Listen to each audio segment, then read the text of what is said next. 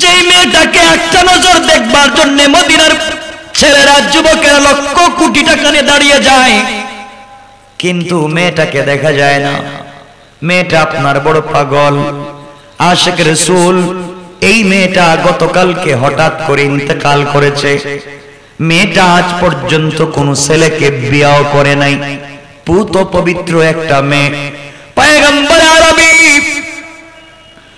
ওই মেয়েটা ইন্তেকাল করবার পরে একজন সাহাবী মেয়ে, হাফেজা, তাহাজ্জুদওয়ালা, রোজাওয়ালা, নামাজওয়ালা, মেয়েটা ইন্তেকালের পরে আত্মীয় স্বজন মিলে মেয়েটাকে গোসল করাইয়া, কাফনের কাপড় পরাইয়া, জানাজার নামাজ পড়াইয়া মদিনার গুরুস্থানে তাকে কবর দিয়ে ফেলেছেন, মদফুন করে ফেলেছেন।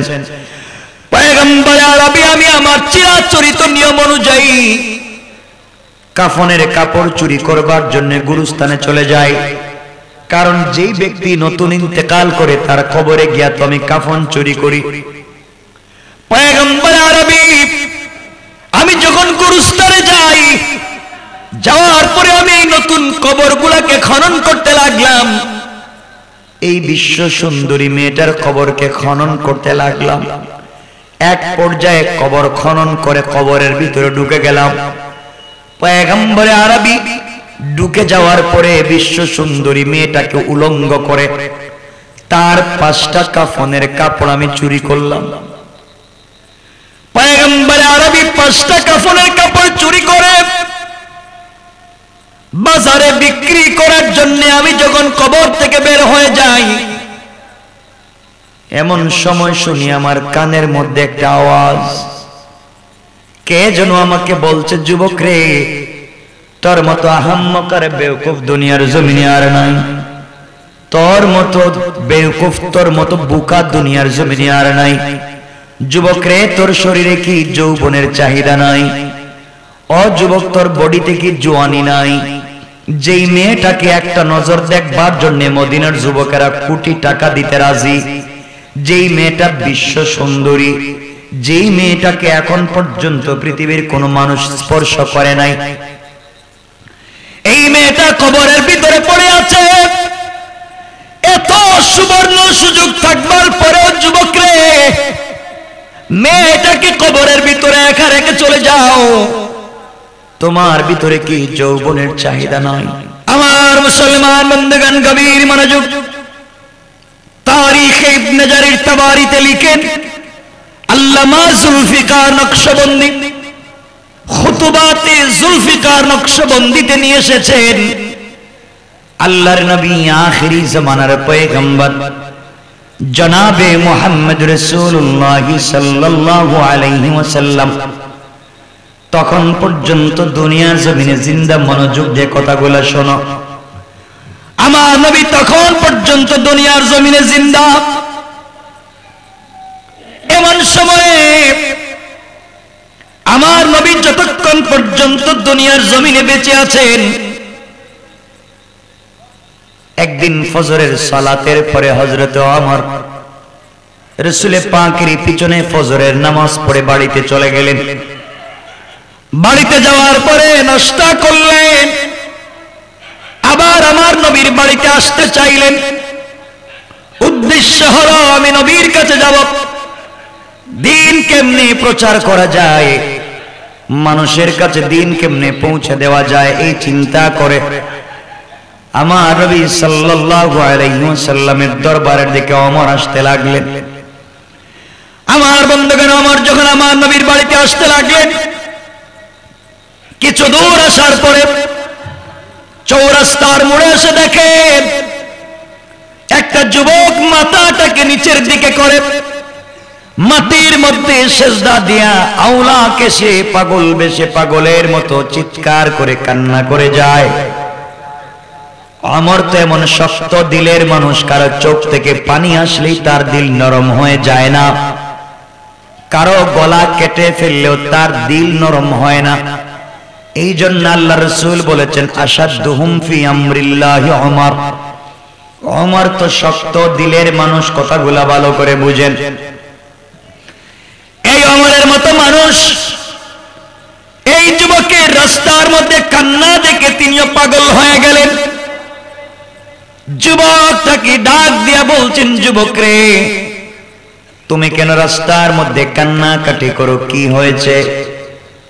কেন এবার তুমি কান্না করতেছো? কি অপরাধ? কে তোমাকে কি করেছে? তুমি আমাকে বলো। যুবক ডাক দিয়া বলছেন, ভাই ওমর রে, আমি এত বড় অপরাধী, এত বড় অন্যায় করেছি, যেই অন্যায়ের কারণে মাটির মধ্যে সেজদায় পড়ে কান্নাকাটি করি। আমার মন বলতেছে দুনিয়ার কোনো মানুষ নাই যে আমার পক্ষে কথা বলবে, আমার গুনাহ মাফির জন্য চেষ্টা করবে। আমার বললেন, কি গুনাহ করেছো তুমি আমাকে বলো। আমার বন্ধুগণ গভীর মনোযোগ দিয়ে কথাটা শুনতে পারেন। যুবক বলতেছেন, ভাই ওমর রে, আমি যে গুনাহ করেছি আপনার কাছে বললে আপনিও আমাকে বের করে দিবেন, আপনিও আমাকে মারবেন, আপনিও আমাকে আঘাত করবেন, তাড়াইয়া দিবেন। আমার বলছেন, যুবক বলো না কি করেছ। যুবক ডাক দিয়া বলছে, ভাই ওমর রে, তোমার কাছে আমার গুনার কথা বলতে চাই না, তুমি আমার একটা উপকার করে দাও। কি উপকার? এখন পর্যন্ত দয়ার নবী, মায়ার নবী জিন্দা, তুমি যদি আমাকে রাসূল পাকের দরবারে নিয়ে যেতে পারো, তুমি যদি আমাকে বিশ্ব নবীর দরবারে নিয়ে যাও, আর আমার নবী আমার জন্য আল্লাহর দরবারে হাত উঠিয়ে ক্ষমা চায়, আমার বিশ্বাস আমার আল্লাহ আমার রাসূলের হাতকে ফিরাইয়া দিবে না। বলো না, তুমি আমাকে রাসূলের পাকের দরবারে নিয়ে যাও, আমি রাসূলের কাছে গেলে আমার গুনার কথা খুলে বলবো। হযরত ওমর ফারুক রাদিয়াল্লাহু তাআলা আনহু যুবকটাকে হাত ধরে চেহারার দিকে তাকাইয়া দেখেন কত সুন্দর চেহারা, তার দাড়ি ভিজে ভিজে, গাল ভিজে ভিজে, চোখের পানি পড়ে। যুবকটাকে ধরে ধরে রাসূলের পাকের দরবারে নিয়ে গেলেন। আমার নবীর কাছে গিয়ে বললেন, পয়গম্বর আরবি, আপনার বাড়িতে আমি এসেছি, ইসলাম কেমনে জিন্দা করা যায় তা নিয়ে পরামর্শ করতে চাই। দিনের প্রতি মায়েদেরকে, বোনদেরকে কেমনে নিয়ে আসা যায়, ইসলামের কাজের প্রতি মহিলাদেরকে কেমনে দাবিত করা যায়, পরামর্শ করতে আপনার দরবারে এসেছিলাম পয়গম্বর আরবি। রাস্তার মধ্যে যুবকটাকে পেয়েছি গুনার জন্য কান্না করে। কি অপরাধ করেছে আমি জানি না, শুধু কান্নাই করতে আছে। আপনার দরবারে নিয়ে এসেছি, আপনি জিজ্ঞাসা করেন তো দুনিয়ার জমিনে কি করেছে। আমার নবী ডাক দিয়া বললেন, যুবক রে, কি গুনাহ করেছো, কি অপরাধ করেছো আমি আগে জানতে চাই না। তুমি রহমতের নবীর দরবারে এসেছো, আল্লাহর বন্ধুর বাড়িতে এসেছো, তুমি কি সকালে কোন নাস্তা করেছ? যুবক বলছেন, পয়গম্বর আরবি, রাত্র থেকে আমি পানীয় পান করি না। নবীজি তাকে ঘরের ভিতরে নিলেন, নিজের পেটে বসে নাস্তা করালেন। এরপরে যুবকটাকে বললেন, বলো বাবা, কি অপরাধ করেছ? কেন তুমি এত কান্না করো? তোমার গালের মধ্যে কালো দুইটা দাগ পড়ে গিয়েছে, তুমি কান্না করতে করতে দুর্বল হয়ে গিয়েছো, এমন গুনাহ কি করেছো? যুবক ডাক দিয়া বলছেন, পয়গম্বর আরবি, আমি এত বড় অপরাধ করেছি, দুনিয়ার জমিনে আমার মতো অপরাধী আর নাই। আমার মন বলছে আমার মতো গুনাহগারকে আল্লাহ মাফ দিবেন না। পয়গম্বর আরবি ডাক দিয়ে বলছেন, যুবক বলো না, কি এমন অপরাধ করেছো যার জন্য তুমি এত কষ্ট পাও? তুমি এত বড় গুনাহ কি করছো? তোমার গুনাহ কি আল্লাহর সাতটা সবগুলা জমিনের চাইতে বড়? যুবক ডাক দিয়া বলছেন, পয়গম্বর আরবি, আল্লাহ যত জমিন দুনিয়ার জমিনে সৃষ্টি করেছেন, সকল জমিনকে যদি এক পাল্লায় রাখা হয়, আমি যে গুনাহ করেছি গুনাহকে যদি আরেক পাল্লায় রাখা হয়, পয়গম্বরে আরবি আমার গুনার পাল্লাই ভারী হয়ে যাবে। আমি এত বড় গুনাহ করেছি, আপনার কাছে বললে যদি আপনি আমাকে বের করে দেন। আমার নবী যুবকটাকে নিজের কাছে বসালেন আর বললেন, যুবক বলো তোমার গুনাহ কি আল্লাহর সবগুলো আসমানের চাইতে বড়? যুবক চোখের পানি ছেড়ে হাউমাউ করে কান্না করে বলছেন, পয়গম্বর আরবি আমার মন বলছে আমার গুনাহটা আরো বড়। এবার রাসূল পাক বসে বসে যুবককে জিজ্ঞাসা করলেন, বলো বাবা, আসমান জমিন একত্রিত করলে যত বড় হয় তোমার গুনাহ কি আরো বড়? যুবক চোখের পানি ছেড়ে বলছেন, পয়গম্বর আরবি আসমান জমিন মিলালে যত বড় হয় আমার গুনাহ আরো বড়। নবীজি আশ্চর্য হয়ে গেলেন, এত বড় গুনাহ কি দুনিয়ার মানুষ করতে পারে? এবার আমার রাসূল বললেন, যুবক বলো তোমার গুনাহ কি আল্লাহর বিশাল আরশের চাইতে বড়? যুবক বলছে, পয়গম্বর আরবি আমার গুনাহ আরো বড়। নবীজি বলছেন, লৌহ কলমের চাইতেও কি বড়, আরশ কুরসির চাইতেও কি বড়? যুবক বলছে, পয়গম্বর আরবি আমার মন বলছে আমার গুনাহ আরো বড়। এবার আমার নবী কান্না শুরু করে বললেন, যুবক বলো তোমার গুনাহ কি আল্লাহর ভয়ঙ্কর 7টা জাহান্নামের চাইতে বড়? যুবক কাঁদতেছে আর বলতেছে, পয়গম্বর আরবি বেয়াদবি নিয়েন না, আমাকে বের করে দিয়েন না। আমার গুনাহ আল্লাহর 7টা জাহান্নামের চাইতেও মনে হয় বড়। আমাকে আল্লাহ স্পেশাল জাহান্নাম বানাইয়া ওই জাহান্নামে দিবেন আমি যত অপরাধ করছি। আমার নবী বললেন, যুবক বলো তো তোমার গুনাহ কি জান্নাতের মসজিদ নামক মাঠের চাইতে বড়, যেই মাঠ হাজার হাজার দুনিয়ার চাইতেও বড়?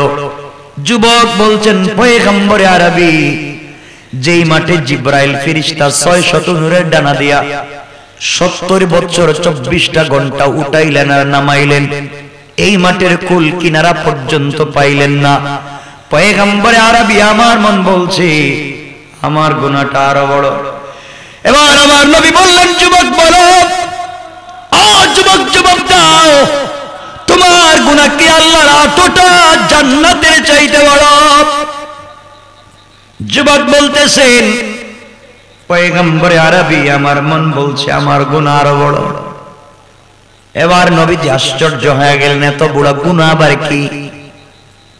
নবীজি বললেন, যুবক বল, আরশ কুরসি লৌহ কলম জান্নাত জাহান্নাম আসমান জমিন আল্লাহ যা কিছু বানাইছেন সব যত বড় একত্রিত করলে হয় তার চাইতেও কি তোমার গুনাহ বড়? যুবক কাঁদতেছে আর বলতেছে, পয়গম্বর আরবি আপনি যত জিনিসের তুলনা করেন না কেন আমার গুনাহ আরো বড়। এবার আমার নবী বললেন, যুবক বলো, হাল্লা শুরকতা বিল্লাহ, নিশ্চয় তুমি আল্লাহর সঙ্গে কাউকে শরীক করেছো। কারণ শিরকের চাইতে বড় গুনাহ আল্লাহর জমিনে আর নাই। যুবক বলছেন, পয়গম্বর আরবি রব্বে পাকের জাতের কসম করে বলছে আমি শিরিক করি নাই। নবীজি বললেন, শিরিক করি নাই, তাহলে এত বড় গুনাহ হয় কেমনে?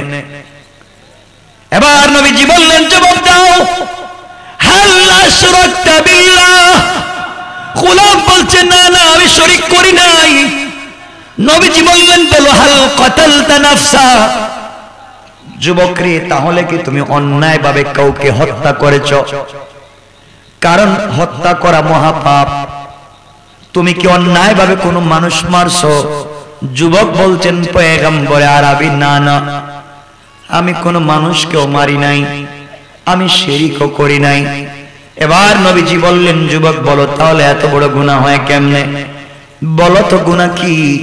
যুবক বলতেছেন, পয়গম্বর আরবি আমি যদি গুনার কথা বলি আপনি কি রাখবেন না বের করে দিবেন? নবীজি বললেন, বলো না, আপত্তি নাই, বের করে দিব না। বলো কি হয়েছে বলো শুনি আগে।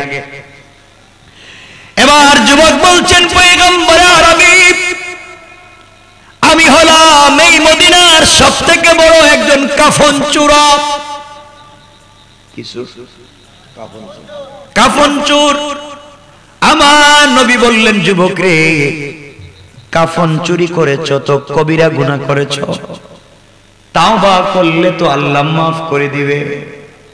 এই জন্য তুমি এত কান্না কর, ব্যাপারে কি কি হয়েছে এর জন্য এত কামতে হয় না। তওবা করলে রবের কথা তিনি মাফ করে দিবেন।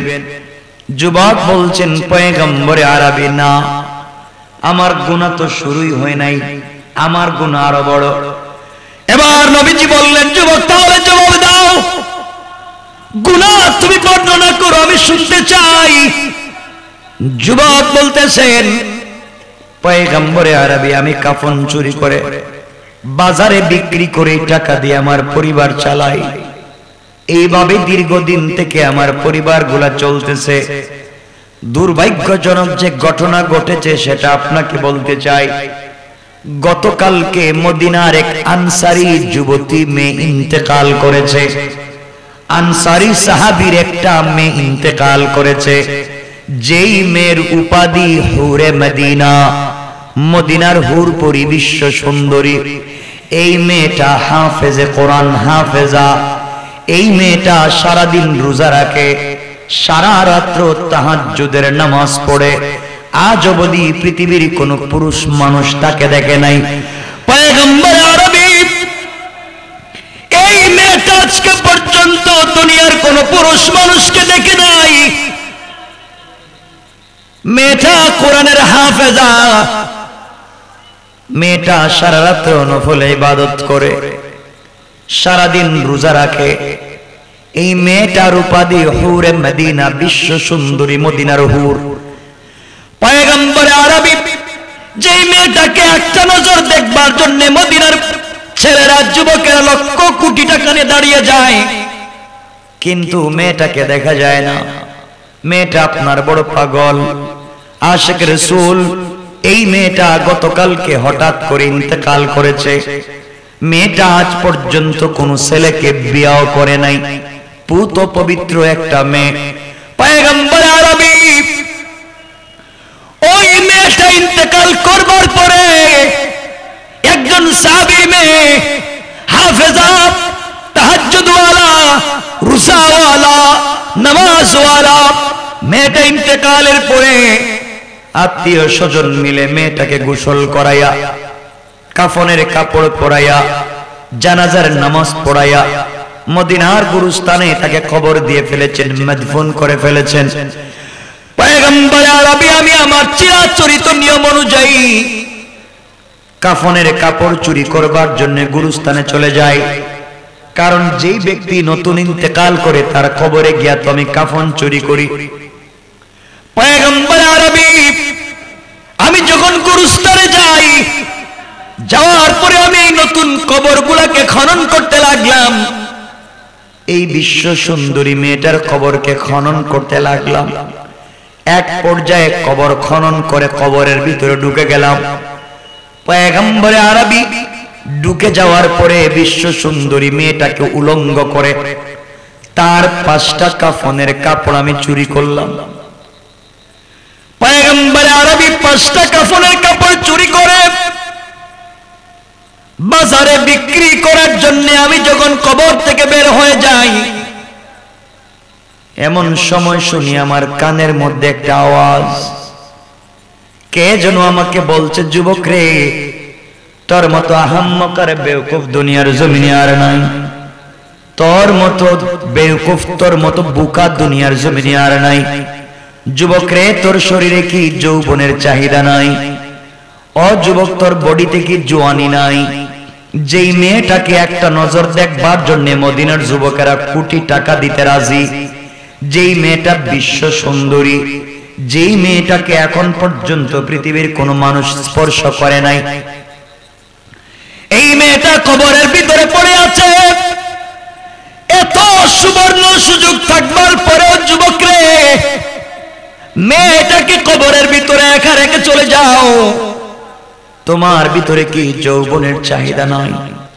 যুবক রে, এই মুহূর্তে যদি তুমি কবরের ভিতরে বিশ্ব সুন্দরীর সঙ্গে জেনা করো, বলেন না নাউজুবিল্লাহ, আওয়াজ করে বলেন নাউজুবিল্লাহ। আমি কি রেখে দিব? 12টা হয়ে গেছে, কিন্তু আমি যেখানে রেখে দিব কিছু বলবেন না, কারণ 12টার উপরে। আমার বন্ধুগণ, কথাগুলো দিল দিয়ে শোনেন। পয়গম্বর আরবি কে যেন আমার কানে বলতে লাগলো, এই মেয়েটাকে কি এভাবে একা একা ফেলে দিয়ে রাখা যায়? যুবক রে, তুমি যদি এই মেয়ের সঙ্গে এই মুহূর্তে জেনা করো, তাহলে তুমি পৃথিবীর সবথেকে সুন্দরী, বিশ্ব সুন্দরী মেয়ের সঙ্গে জেনা করলে, যেই মেয়েটাকে আজ অবধি কোনো ছেলে স্পর্শ করে নাই। যুবক, যুবক রে, তুমি একটাবার চিন্তা করে দেখো না, তোমার হাতের লাইট দিয়া, আলো দিয়া, টর্চ দিয়া কবরের ভিতরে আলো লাগাইয়া দেখো। কি বললাম? পয়গম্বর আরবি আমি শয়তানের কুমন্ত্রণায় পড়ে, শয়তানের ওয়াসওয়াসায় পড়ে এক পর্যায়ে হাতের আলো দিয়া কবরের ভিতরে আলো লাগাইয়া দিলাম, কবরের ভিতরে লাইট লাগাইয়া দিলাম। কবরের ভিতরে আলো ফেলে দেখি সত্যি তো মেয়ের মতো সুন্দর আর নাই পৃথিবীতে। কি আল্লাহ মানুষকে তো সুন্দর করে বানাতে পারে? পয়গম্বর আরবি আমার মাথায় শয়তান সোয়ার হয়ে গেল। এক পর্যায়ে ওই মেয়েটার সঙ্গে কবরে আমি জিনা করলাম। বলেন না নাউজুবিল্লাহ। আমি জিনা করে আমার যৌবনের চাহিদা মিটাইয়া 5টা কাফনের কাপড় নিয়ে আমি যখন কবর থেকে উঠে আসি, এমন সময় শুনি আমার কানে আওয়াজ। এই মেয়ে মনে হয় জিন্দা হয়ে কথা বলতেছে। এই মেয়েটা, তার মুখের কণ্ঠের আওয়াজ আমি শুনতে পাইলাম। এই মেয়ে আমাকে ডাক দিয়া বলছে, যুবক রে, সত্যি তো তোর মতো হতভাগা হাম্মকার নাই। ও যুবক, তুই কয়েক মিনিটের আনন্দের জন্য যা করলে, সারা জীবন আমি আমার সতীত্বের হেফাজত করলাম, সারা জীবন আমি আমার যৌবনের হেফাজত করলাম। দুনিয়ার কোন মানুষ আমাকে দেখে নাই। ওযু করে গোসল করাইয়া আমার পরিবার আমাকে কবরে রাখছে। আমি কিয়ামতের দিনে পুত পবিত্র হিসেবে আল্লাহর সামনে দাঁড়াতে চাই। যুবক রে, দুনিয়ার মানুষ আমার সঙ্গে জেনা করতে পারে নাই জিন্দা থাকা অবস্থায়। আমি কবরে, এই মুহূর্তে তুমি আমার সঙ্গে জেনা করলে, আমাকে অপবিত্র বানাইয়া দিলে, আল্লাহর সামনে অপবিত্র বানাইয়া দাঁড় করাইয়া দিলে। ও যুবক, তোমার ভিতরে কি মৌতের কোনো ভয় নাই? তুমি কি কবরে যাইবা না? কবরে গেলে কি জবাব দিবা? কি জবাব দিবা? আল্লাহর সামনে দাঁড়িয়ে কি জবাব দিবা? আল্লাহর সামনে কি বলবা? কেনই তুমি অন্যায় করেছো? মদিনার কোন মানুষ দেখে নাই, এই জন্য কেউ প্রতিবাদ করতে পারে নাই। আমার পরিবারের কেউ দেখে নাই, পরিবারের কেউ প্রতিবাদ করতে পারলো না। আমি অমৃত, তোমাকে বাধা দিতে পারলাম না। তুমি আমার চরিত্র নষ্ট করে দিলে, তুমি আমাকে অপবিত্র বানাইয়া দিলে। যুবক রে, আমি হলাম মাজলুম, তুমি তো জালেম। কিয়ামতের দিনে আল্লাহর আদালতে তুমি জালেমের বিরুদ্ধে আমি মজলুম মামলা দায়ের করব। ওই দিন তুমি কিন্তু বাঁচতে পারবে না। জাহান্নামের আগুন থেকে কেউ তোমাকে বাঁচাবে না। তোমার চামড়া উপর দিকে উঠিয়ে দেওয়া হবে, আগুনের মধ্যে তোমাকে ফেলে জ্বালানো হবে। যুবক রে, তুমি কেমনে আমার সঙ্গে নষ্টামি করলা? কেমনে আল্লাহর সামনে চেহারা দেখাইবা? তুমি না রাসূলের পিছনে নামাজ পড়ো। এত বড় শয়তানি কি মানুষ করতে পারে? পয়গম্বর আরবি ওই মেয়েটা যখন ওই কথাগুলো বলছে, আমার দিলের ভিতরে গিয়ে ঠাস ঠাস করে আঘাত করছে। এক পর্যায়ে মেয়েটা একটা আয়াত পড়ছে, ইয়া আইয়ুহাল ইনসান মা গাররাকা বিরাব্বিকাল কারীম। এই মানুষ, কে তোকে ধোঁকা দিয়েছে আমার মতো মহান রব থেকে? অথচ আল্লাযী খালাকাকা, আল্লাহই তোমাকে সৃষ্টি করেছেন। তুমি কয়েক মিনিটের আনন্দের জন্য কেমনে রবকে ভুলে গেলা? পয়গম্বর আরবি এই কথাগুলো শুনতে শুনতে এক পর্যায়ে সত্যি আমার ভিতরে ভয় ঢুকে যায়। কি করলাম, কেনই বা অপরাধ করলাম? এই কথা চিন্তা করতে করতে কাফনের কাপড় কবরে ফালাইয়া লাফ দিয়া কবর থেকে উঠে গেলাম। আর চিন্তা করলাম, আহারে কি করলাম, কেনই বা জেনা করলাম, কেনই বা অপরাধ করলাম, কেমনে এখন জাহান্নাম থেকে নিজেকে বাঁচাই? সারা রাত্র গুরুস্থানের গেইটি পড়ে কান্না করছি, আল্লাহ যদি আমাকে ক্ষমা করে দেয় আর ভুল করব না। পয়গম্বর আরবি ফজরের আগ থেকে চৌরাস্তার মোড়ে এসে কাঁদতেছি। সকালবেলা ওমর দেখে আমাকে নিয়ে আপনার বাড়িতে আসছেন। এখন বলেন না, আপনি বলেন আমার মতো গুনাহগারকে আল্লাহ মাফ করবেন কিনা? আমার নবী ঘটনা শুনে হাউমাউ করে কাঁদতে লাগলেন আর বললেন, যুবকরা, এত বড় গুনাহগার কি দুনিয়ার জমিনে সত্যি আছে নাকি? আমিও তো জানি না মানুষ কি এত বড় গুনাহ করে। যুবকরে, একদিকে জিনা করলে, অপর দিকে কবরের ভিতরে জিনা করলে, তাও মরা মানুষের সঙ্গে জিনা করলে, কোরআনের হাফেজার সঙ্গে জিনা করলে, একজন রোজাদারের সঙ্গে জিনা করলে, একজন পাক্কা তাহাজ্জুদ ওয়ালার সঙ্গে জিনা করলে, এতগুলো অপরাধ করার পরে, এতগুলো নাফরমানি করার পরে তুমি আমার বাড়িতে আসছো। যুবক, তুমি আমার বাড়ি থেকে চলে যাও, আমি তোমার ব্যাপারে কিছুই বলতে পারবো না যতক্ষণ পর্যন্ত আল্লাহর দরবার থেকে তোমার ব্যাপারে ওহী নাজিল না হবে। আল্লাহ কিছু না বলবেন, তোমার ব্যাপারে আমি কিছু বলতে পারবো না। যুবক, চলে যাও। এই কথা বলে আমার নবী বলতে লাগলেন, যুবকরে,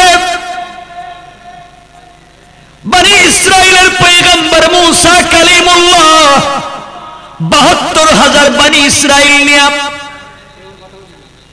বৃষ্টির জন্য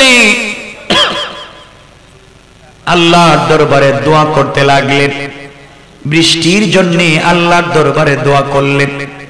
আল্লাহ জানাইয়া দিলেন, ও মুসা, তোমার ৭২,০০০ মানুষের ৭১,৯৯৯ জন লোক ভালো, একটা মাত্র লোক জিনাকার।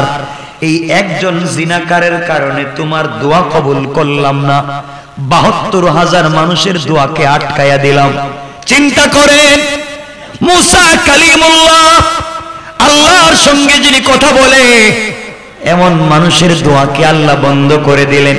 ও যুবক, ৭২,০০০ মানুষের দোয়াকে কবুল করলেন না শুধুমাত্র জিনা করার অপরাধে। আর বলো না, তুমি এতগুলা গুনাহ করেছো, তোমার দোয়া কেমনে কবুল হয়? আমি জানি না। আমার বাড়ি থেকে তুমি চলে যাও, দূরে চলে যাও। ওহীর মাধ্যমে কোনো ফয়সালা না আসলে আমি কিছু বলবো না। আমার মুসলমান বন্ধুগণ, যুবক আমার নবীর বাড়ি থেকে চলে যায়। যাওয়ার সময় কান্নায় আর বলে, পয়গম্বর আরবি, আপনার বাড়িতে আসছিলাম, দয়ার নবীর দরবারে এসেছি।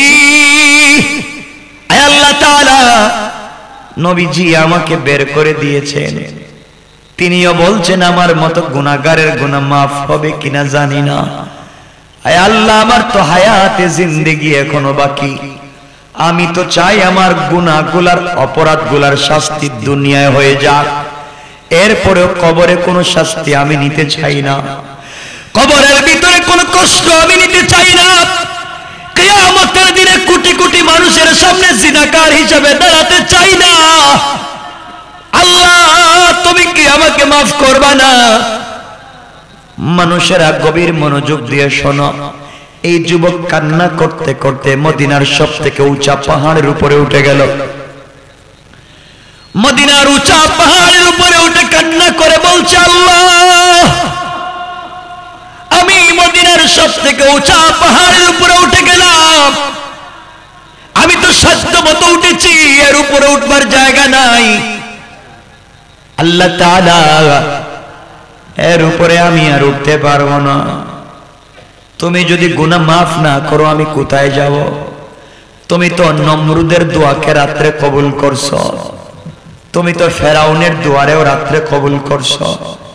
আয় আল্লাহ, যারা সারাদিন তোমার নাফরমানি করেছে, রাত্রবেলা তাদের দোয়াকেও তুমি কবুল করছো আল্লাহ।